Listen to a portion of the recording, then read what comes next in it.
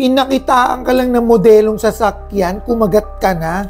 Oops, stop scrolling. Kung magre-rent ka ng kotse, ito ang dapat mong gawin para hindi ka ma-scam. Ito ang top 3 legit check tips bago ka mag-down payment. Number 1, check reviews and testimonial. Tignan ang social media posts at comments sa mga past clients nila. Kung merong mga real trips, engagements, at actual videos na pinoproduce yung page nila. Social media, sabi mo.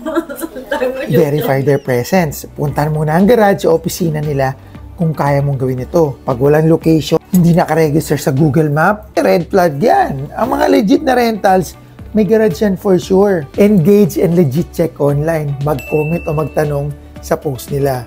Responsive ba sila?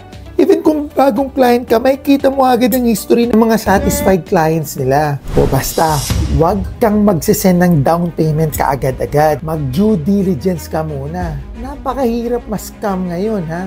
Sayang ang pera. Tandaan ang top 3 things para may peace of mind ka. Palagi mong gagawin to bago magbayad para safe ka. At syempre, sa Easy Ride, lahat legit at transparent. May real clients at nag-engage at nagbibigay ng testimonials sa page. I-message mo na ang Easy Ride Car and Motor Rental. Subukan mo ng una. For sure, mapapaulit ka.